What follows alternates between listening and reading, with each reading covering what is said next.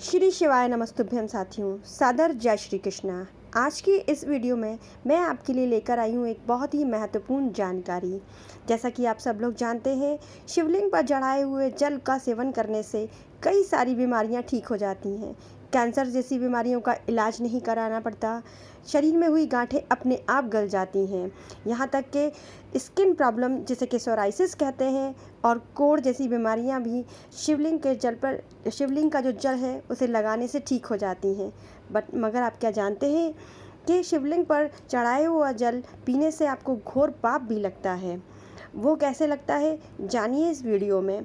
बने रहिए मेरे साथ। और उससे पहले मैं आप सबसे रिक्वेस्ट करूंगी, जो भी मैं ये वीडियो में जानकारी लेकर आती हूँ, पंडित प्रदीप मिश्रा जी की कथा को सुनकर और समझकर लेकर आती हूँ। तो जानकारी प्राप्त करते रहने के लिए कृपया मेरे चैनल को सब्सक्राइब कीजिए और अगर वीडियो पसंद आए तो वीडियो को लाइक कीजिए। चलिए अब जानते हैं कि वो घोर पाप लगता कैसे है। अधिकतर लोगों को मैंने भी देखा है, मैं भी एक शिव भक्त हूँ, मैं भी मंदिर रोज़ जाती हूँ, देखती हूँ मैं भी कि मंदिर में लोग जल चढ़ाते हैं और शिवलिंग के पास बैठकर ही पी लेते हैं।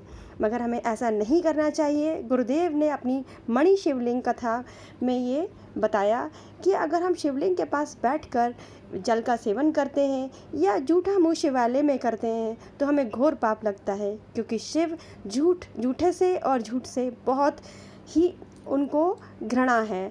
तो इसलिए इस बात का ध्यान रखिए कि शिवलिंग पर चढ़ाया हुआ जल आप किसी पात्र में, कटोरी में या लोटिया में ले लीजिए और उसे लेकर बाहर आने के बाद ही उसका सेवन कीजिए। इस चीज़ का ध्यान रखिए। और इस बात की पुष्टि करने के लिए मैंने गुरुदेव की उस कथा की छोटी सी क्लिपिंग भी अपनी इस वीडियो में ऐड की है। तो कृपया पूरा इस वीडियो को देखिएगा ताकि आपके मन में कोई संशय ना रहे। भगवान भोलेनाथ जी को दो चीजें पसंद नहीं, एक झूठ बोलना और एक झूठा रहना। इसलिए शिव जी की कथा में कहते हैं सत्यम शिवम सुंदरम। झूठा और झूठ शिव जी को प्रियता नहीं है। एक झूठ मत बोलो।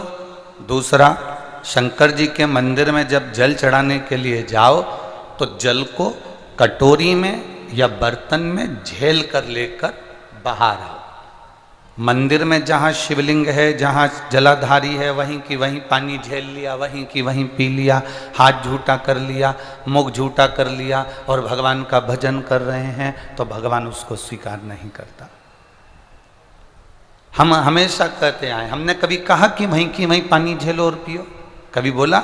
हमने क्या कहा कि जब भी भगवान को जल चढ़ाओ तो अपने बर्तन में चढ़ाए हुए पात्र में थोड़ा सा जल झेल कर लेकर आओ। हमने ये नहीं कहा आपको कि आप वहां पर बैठकर मुख को झूठा करो। झूठ और झूठा शिव को प्रियता नहीं। आप मंदिर में जल चढ़ाइए, उसको कटोरी में, एक छोटी सी कटोरी अपने साथ लेकर जाओ, उस कटोरी को वहां रख दो और वो जल चढ़ाओगे उसमें आ जाएगा वो कटोरी बराबर का जल। तो आपके जीवन का कल्याण। एक बूंद पोलियो की दवाई, पोलियो की दवाई कितनी पिलाई जाती है? एक या दो बूंद पोलियो की दवाई, दो बूंद पोलियो की दवाई आपके हाथ पैर को विकलांग नहीं होने देती है। और शंकर जी पे चढ़ा हुआ जल का दो बूंद हमारे मन को कभी विकलांग नहीं होने देता। शिव पे चढ़ा हुआ जल की दो बूंद हमारे जीवन की सार्थकता सिद्ध कर देती है। झूठ और झूठा शिव को प्रियता नहीं। मंदिर में जाओ तो हाथ झूठा नहीं होना चाहिए, मंदिर में जाओ तो मुख झूठा नहीं होना चाहिए। कई लोग मुख में तंबाकू भरा रहता है, मुख में गुटखा भरा रहता है, मुख में खैनी भरी रहती है, पाउच भरा रहता है और भगवान की सेवा करते हैं, वो श्रेष्ठता नहीं होती। मुख में खाते खाते भगवान की सेवा करना, मुख में खाते खाते भगवान का भजन करना, ये श्रेष्ठता नहीं है।